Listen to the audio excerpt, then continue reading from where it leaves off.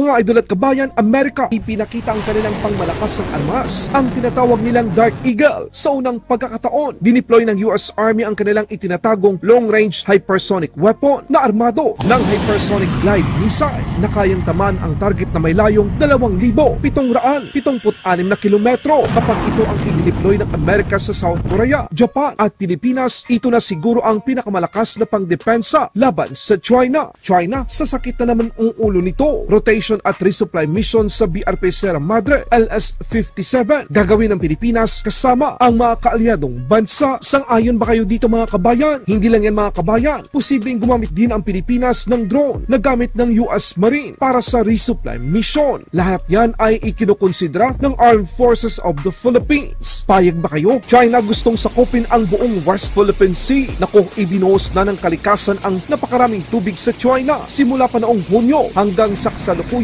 tuloy-tuloy ang pagragasa ng baha sa iba't ibang parte ng China.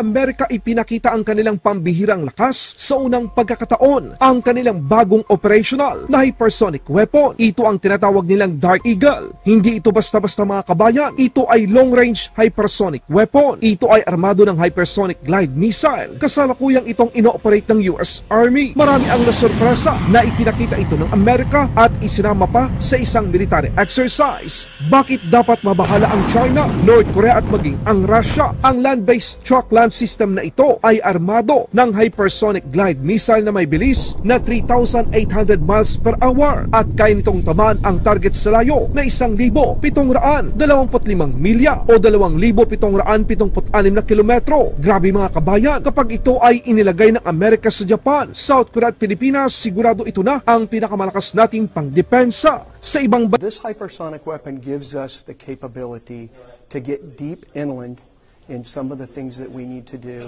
And most importantly, for what we're doing in the Navy, by putting it on a ship and putting it on a submarine, it allows us to pretty much go anywhere in the ocean. So it gives us a competitive advantage against what we need to do.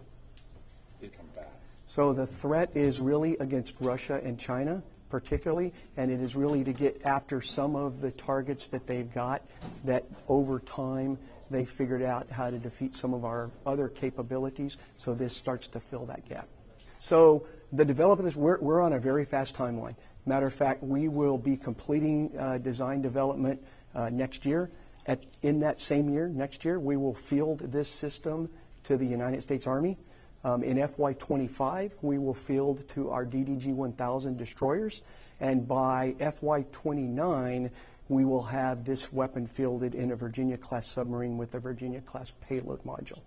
Dito naman, resupply mission sa Ayungin Shoal itutuloy sa tulong ng Amerika at ng mga kaalyado ng Pilipinas. Unang opsyon, ang posibleng pagsama ng rotation at resupply mission sa panahon ng Multilateral Maritime Cooperation Activity o MMCA. Noong Abril 2024, unang isinagawa ng Pilipinas, Amerika, Australia at Japan ang Multilateral Maritime Cooperative Activity sa West Philippine Sea. Nasundan ito noong Hunyo ng taong ito. Nagsagawa ng Multilateral Maritime Cooperation Activity ang mga magkaalyado kung saan naging kabahagi ang Amerika, Japan, Pilipinas at Canada. Kaya't malaking bagay ito para sa Pilipinas na gamitin ang pagkakataong ito upang masubukan ang kahalagahan ng mga pagsasanay at pakikipag-alyansa sa mga like-minded countries sa oras na kailangan natin ng kanilang tulong upang ipakita sa China na hindi nag-iisa ang Pilipinas. Dito natin makikita kung ano ang gagawin ng China kung ang mga barkong pandigma ng Amerika, Japan, Pilipinas, Canada, Australia at maging ng France ang magsasagawa ng rotation at resupply mission